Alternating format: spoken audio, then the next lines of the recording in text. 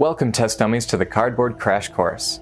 I'm Ethan. I'm going to be your safety instructor for today while we take a test drive through the Vuil'Raith Cabal, a faction introduced in the Prophecy of Kings expansion for Twilight Imperium 4th edition. This is going to be both a component overview as well as a more in-depth guide later in the video, so if you're just interested in that, go ahead and skip there from the link in the description. So without further ado, let's check out this very aggressive race. Here we take a look at the Vuil'Raith Cabal's faction sheet. This race of alien monstrosities was unleashed from a rift in the Acheron Gate during the expedition to uncover the holy planet of Ixth. They come from outside the known universe through invisible tears in the space-time of the current dimension. They range in size from a worm that could crawl under your skin and take control, to a battle station that could house a fleet of smaller individuals. As such, their plastic pieces represent hulking, living beings, and their representatives at the Galactic Council are but mind-controlled members of other races. They seek only to devour, but are more intelligent than meets the eye. So, before I go ahead and start with what they actually have, I would like to explain a mechanic that they find near and dear to them. This is capturing. Now, capturing is a new mechanic to the Prophecy of Kings expansion. When you capture something from another player, that means that you take a plastic piece of theirs and put it onto your faction sheet. If you are capturing a non-fighter ship or a mech, you can always return it to that player as part of a transaction, or use it in another ability of yours. If they ever blockade any of your space docks, you cannot capture from that player, and you must return all captured units from your faction sheet to that player. If you capture a fighter or a ground force, you instead return that to their reinforcements and take one from the supply. This can only be used with abilities, but trust me, the Vuil'Raith Cabal have plenty of those. So when you start with the Cabal, you will get a fleet of 1 dreadnought, 1 carrier, 1 cruiser, 3 fighters, 3 infantry, and a space dock. Now, this is a very well-rounded starting fleet, especially when you start off with one of their dimensional tears, which is the faction-specific space dock we'll talk about in just a moment.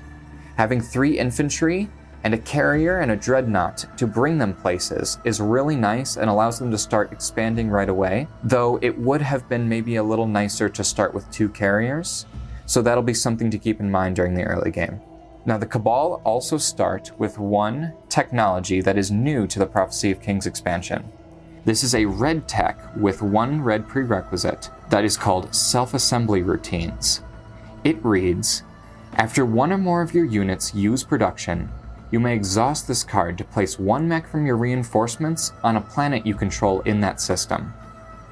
It also says, after 1 of your mechs is destroyed, gain a trade good. So this is really nice and allows them to boost up their fleets a little bit more in order for them to capture a little easier. Really nice to have. Now they will be starting on the planet of Acheron. This is sort of a rift system that, while starting with the dimensional tear, will allow it to be a gravity rift to start in. This is a 4 resource and 0 influence system. Unfortunately, that low influence is really detrimental to them gameplay-wise, but makes a lot of sense in terms of lore and flavor. The 4 resources is great, and it'll let you get that second carrier I was talking about right away, along with another bit to maybe take planets easier or create a cushion for your fleets going in. I like it, and it's very flavorful. Now, looking at their faction-specific units next, we'll talk about this dimensional tear that I was starting with. This says, this system is treated as a gravity rift. Your ships do not roll for this gravity rift. Place a dimensional tear token beneath this unit as a reminder. Up to 6 fighters in this system do not count against your ship's capacity. Now, unlike a normal space dock, this has production 5.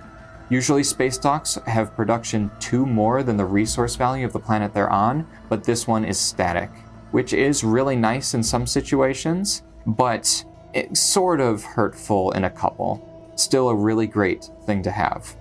Now, those dimensional tear tokens look like this. You start with 3 of them, and these are of course placed underneath. They do not double up, but since you don't roll for the gravity rifts, you can use them as a movement option to move your pieces out of your home system and around the game board faster. Your dimensional tears can be upgraded using 2 yellow prerequisites. It still has the same text as before, but it says up to 12 fighters in this system do not count against your ship's capacity instead of 6. It also upgrades to a static production 7.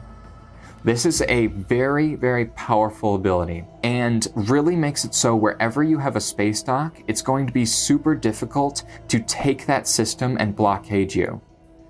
So this lets you have a cushion to not have to give back all of the captured units that you've taken from other people. Next, we'll take a look at their faction-specific abilities on their sheet. The first one is Devour, their bread and butter. It says, capture your opponent's non-structure units that are destroyed during combat. So every single unit that you're going to be destroying while you move around the board is, instead of being returned to their reinforcements to be used later, is going to be taken from them and kept on your faction sheet, and you can hoard that and give it back to the player for payment, or just keep it and have them never be able to use those units. This pairs well with their next 2 abilities. First, we have Amalgamation.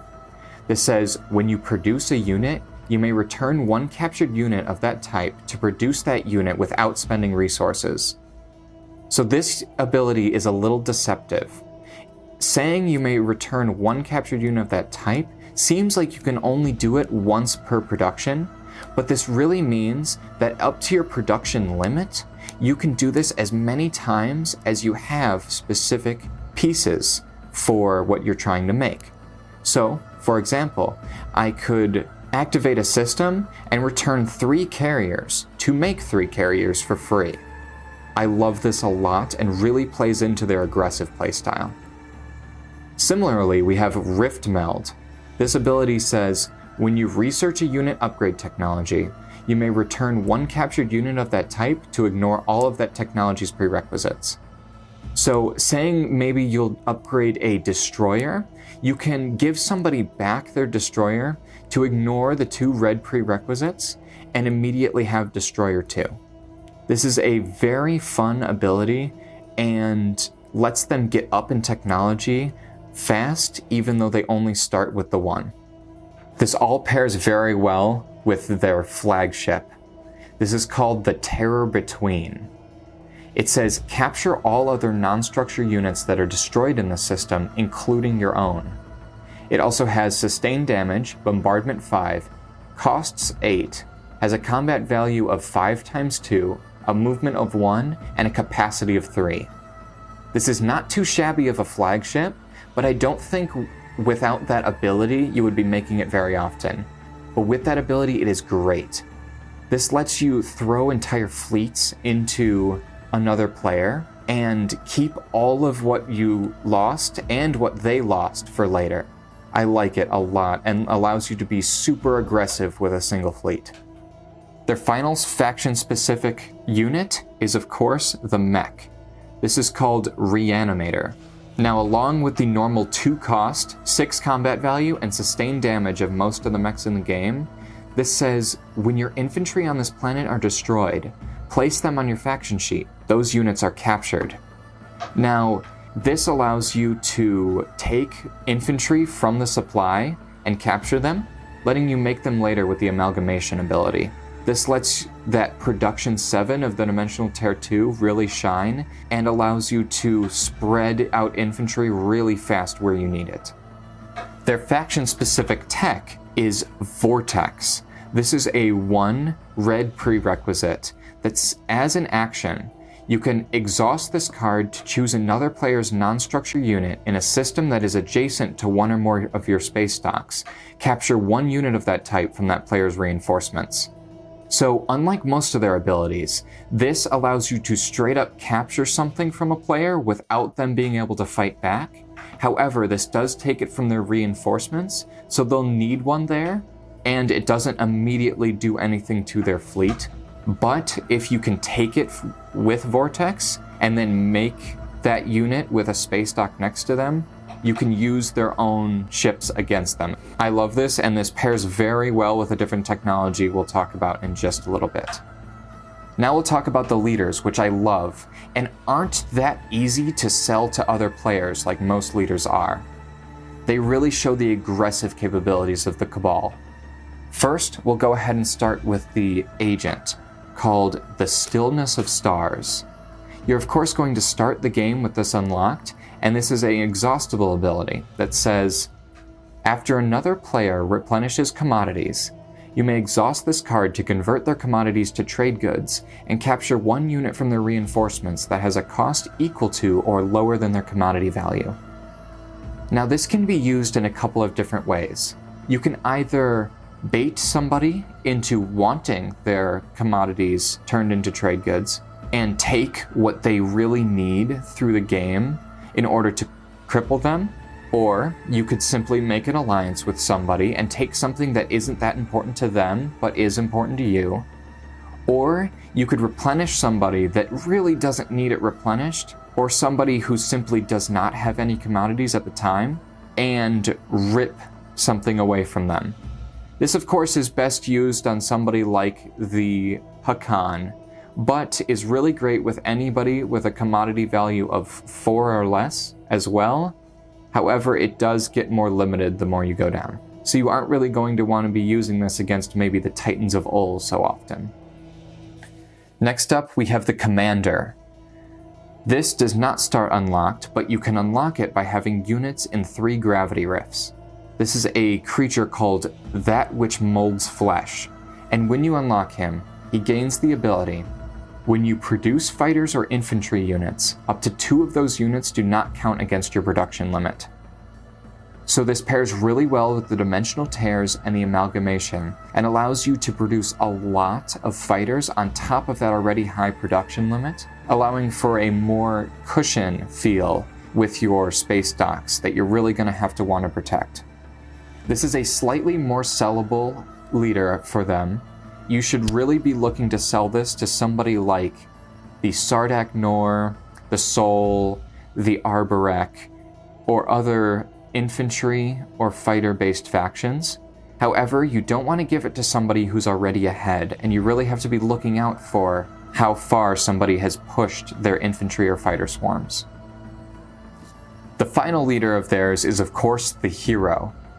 This is called It Feeds on Carrion. This is the same unlockable ability of having 3 scored objectives as every other hero in the game, and when you unlock him, you get the once per game ability that is Dimensional Anchor. Now as an action, each other player rolls a die for each of his non-fighter ships that are in or adjacent to a system that contains a dimensional tear. On a 1 to 3, capture that unit. If this causes a player's ground forces or fighters to be removed, also capture those units, then purge this card. So this is a very fun ability and very flashy, and allows you to capture a few units here and there across the board. I don't know if this is as powerful as it comes across, but I don't think the Cabal really need too much pushing them forward, as we'll talk about later, they are very powerful just on their own. This is only a 30% chance to capture units, but really allows for some fun plays. Now, along with a really low commodity value, I think that they have a little bit of a limited promissory note. We'll take a look at that now. This is called the Crucible. This is an ability that you give to another player that says, after you activate a system, your ships do not roll for gravity rifts during this movement. Apply an additional +1 to the move values of your ships that would move out of or through a gravity rift instead. Then return this card to the Vuil'Raith player. So this lets them get an additional boost to their movement if they have a gravity rift near them, but I don't think that people are really going to want to go through your dimensional tears and get into your territory, being the faction that you are. So you're mostly going to be selling this to the person that got a gravity rift dumped next to their home system. And as such, I believe is a little more limited, but sellable in the right situation. So there's the Vuil'Raith Cabal. I love this faction, and I am really happy that we finally have a truly aggressive faction. Now let's go ahead and talk about some strategy cards, combos, and maybe some interesting play tactics to use while you're playing the Cabal. Wow, the Vuil'Raith Cabal are a fun faction. These guys are exactly what I hoped they would be when looking at the expansion as it was coming out. We were promised a true aggressive faction, and I really think that these guys have the tools to be that. Now, Twilight Imperium is a game of political intrigue and militaristic space opera, but this faction really plays the game more akin to something like Space Risk.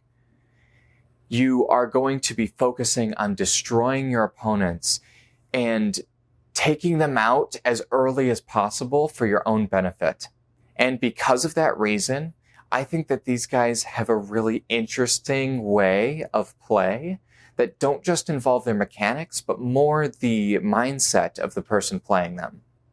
Now, before I get into that, I would like to say that the red pieces are perfect for them. It shows it all over their faction sheet, and they really have a red theme going on.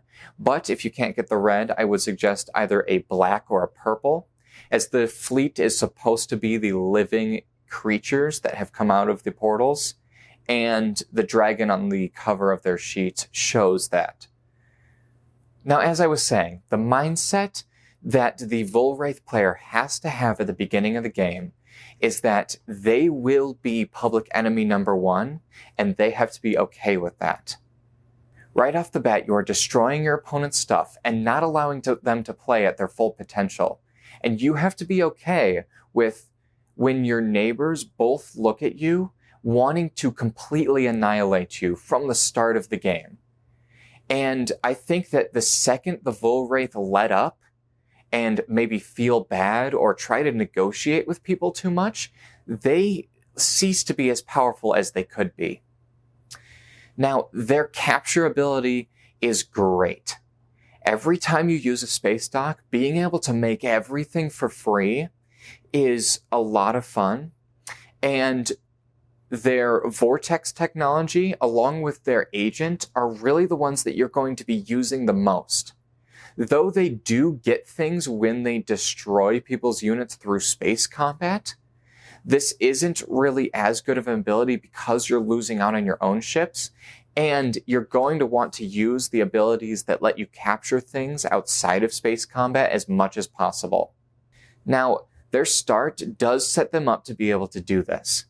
That zero influence is a hit, and not being able to get as many command counters as everybody else really is going to be detrimental to them because they like to spread out a lot.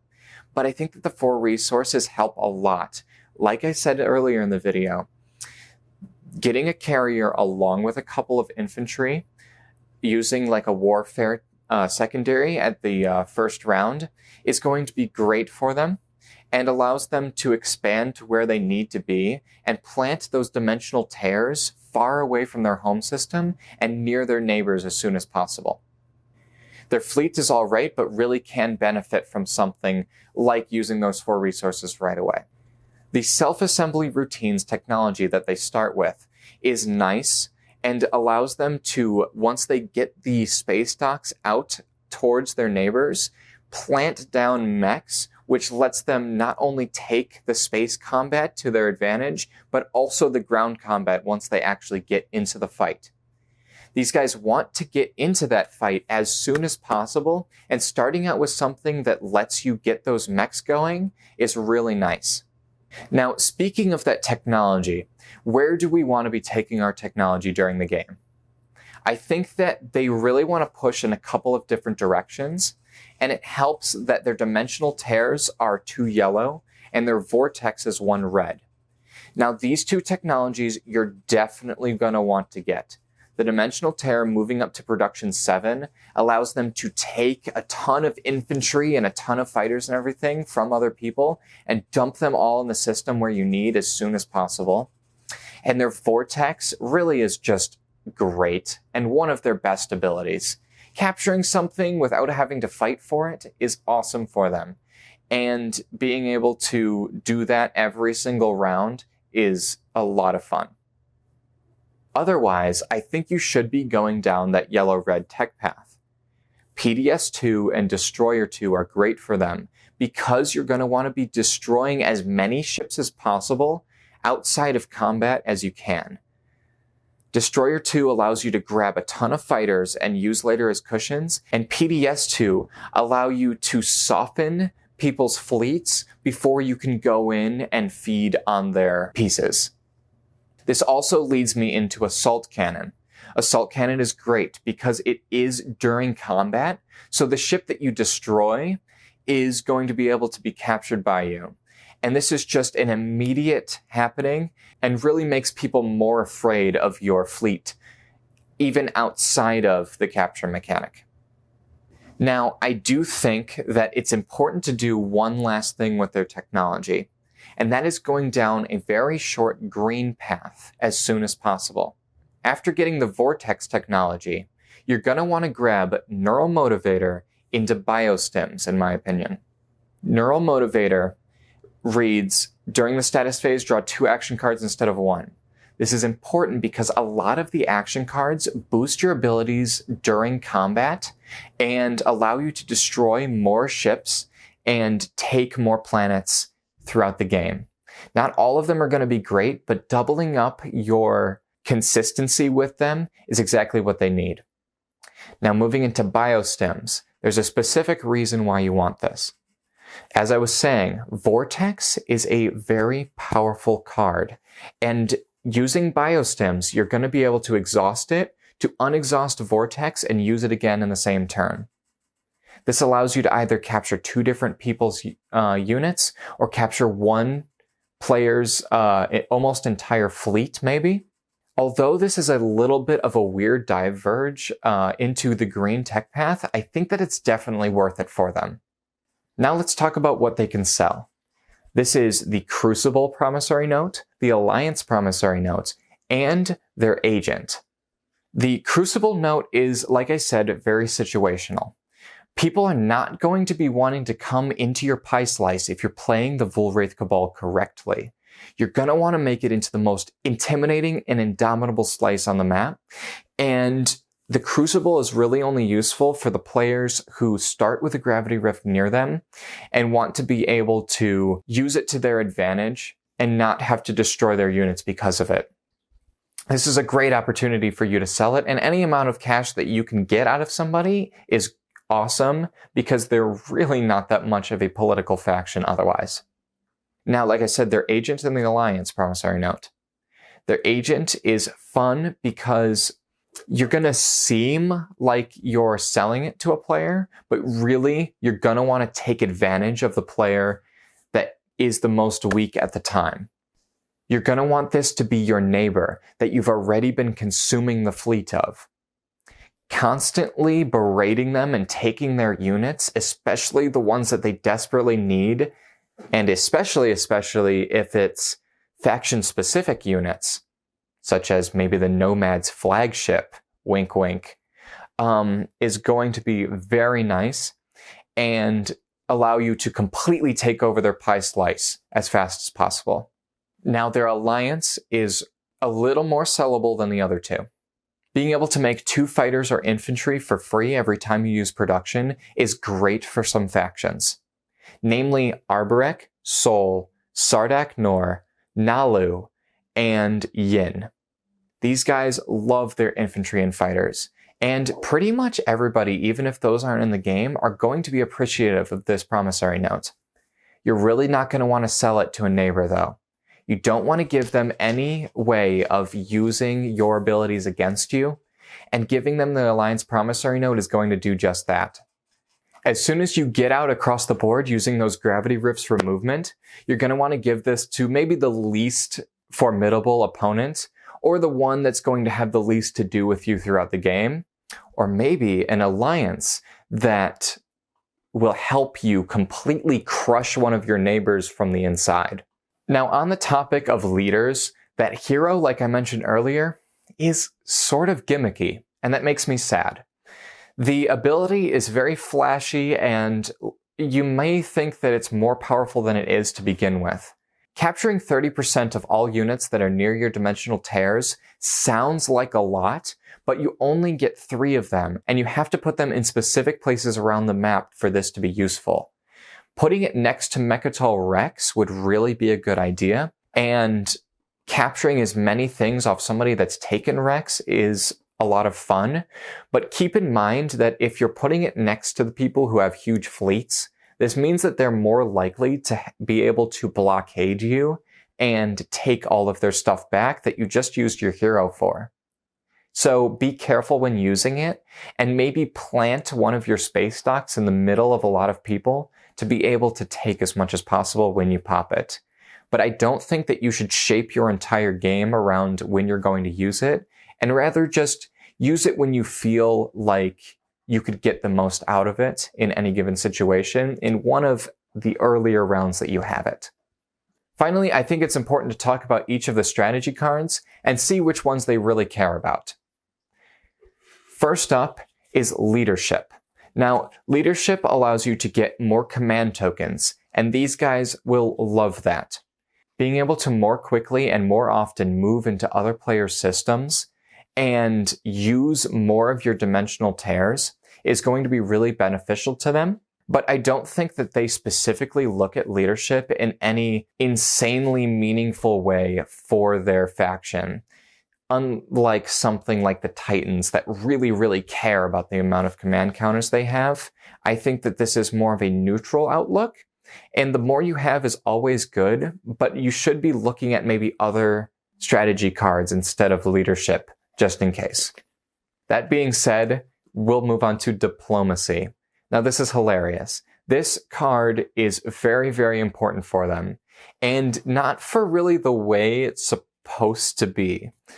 Diplomacy, flavor-wise, is supposed to be you being peaceful and protecting yourself and nobody wanting to attack you, but these guys are simply just trying to save their skins at the last moment. Taking Diplomacy and locking down one of your space docks when somebody is about to blockade you, especially when that somebody is the person that you have the most amount of captured units of, is going to be great for them. And getting those resources back from unexhausted planets is going to be a lot of fun, especially because their commodity value is so low, so they'll be getting trade goods a little less often than most people. Now, politics is interesting for them because, like I said before, this has a relationship with action cards, and action cards are really, really powerful for these guys in particular. And this will let you get the strategy cards that I'll talk about in a second that they're really going to like. Namely, Construction. Moving on to Construction, I think it's important to pull this at opportune moments and not all at the beginning of the game. Dropping off your dimensional tears shouldn't be something that you do as soon as possible, and rather something that you do once you've pushed somebody back enough to make sure that it's safe. You're going to want to rip into another person's fleet as much as possible, so putting this in a perfect spot, and that's one of the reasons why I was suggesting PDS2 earlier, because you will be able to drop a dimensional tear and a PDS to protect it in the same turn, and Construction is a card that they're really going to love. Moving on is Trade. Because their agent doesn't have any range restrictions on it, so you don't have to be neighbors with the person, using Trade and replenishing specific people's commodities allows you to open your way to use your agent on them.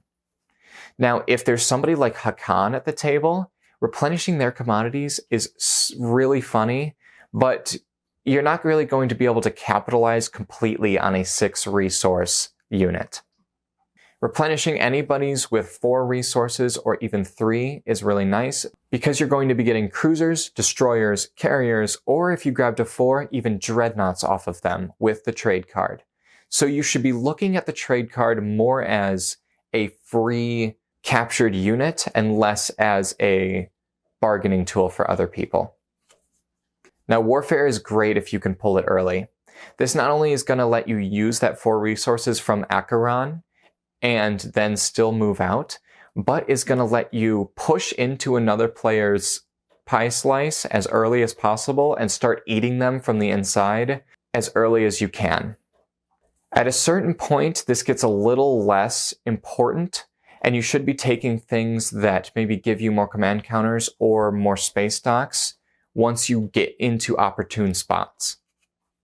Now, technology is a card that you will want to be taking a lot towards the mid-game. Once you've spread to your spots that you need to be at, you're going to want to use technology to get your faction-specific technologies and some of those other ones that I was talking about earlier as quickly as possible, especially because so many are important to them. This does not seem like a technology race right off the bat, but the more aggressive techs are really going to help them out and boost their ability to play as a space risk faction and play more aggressively that they want to. Now, Imperial is kind of disappointing for them. They could be a Mechatol Rex faction if they really wanted to be, but they already have such a target on their back that I don't think it's important to grab it or really a smart move to do so. Putting yourself in the middle of the board, especially when you kind of want to be wanting to drop a space dock there, is almost more risk than it's worth, because any one of the people around you are now going to be able to blockade you. And I think that this should only be used when you have a super powerful army, and you just have to pray that they don't pull Ixian Artifact and completely nuke Mechatol Rex. So I think that you really should want to be focusing on devouring your neighbors and less about taking the middle of the board. My final thoughts on this are that the Vuil'Raith Cabal are going to want to essentially have a double pie slice. You have to, at the beginning of the game, look at your neighbors and think to yourself, which one's the weakest? Which one can I take advantage of the most? And which one could I completely devour and not have that much of a fight back? This is a more aggressive player's dream, and the player really has to be okay with taking people out, or at least crippling them to the point that they will be your ally or else they will die. You're going to want to look at it as if you have your pie slice and another player's pie slice from the beginning of the game, and you can use all of those resources. However, keep in mind that you have to still protect your home system. So with the commander and the starting technology, this is going to be a little easier and allow for more of a cushion at your home system. But if a player is talking to your other neighbor and sort of groups up to try to destroy you, although you are probably going to be able to fight back, it is going to be tough. So I wish you good luck as the Vuil'Raith player. Be aggressive, be mean, be the player at the table that nobody wants to sit next to, because the Vuil'Raith can do that. And I hope you really learned something from this guide. If you're interested in any more guides like this or other board game or card game content, go ahead and give me a subscribe or a like on this video. It really, really helps out. Any comments you have about the Vuil'Raith, either playing with them or against them, I'd love to hear that, or any more interesting ideas of how to play with them. This is a conversation between you and I hope that you find yourself in the comments section having a little bit of a discussion with everyone. Thank you very much for watching, and have a great rest of your day. Bye-bye now.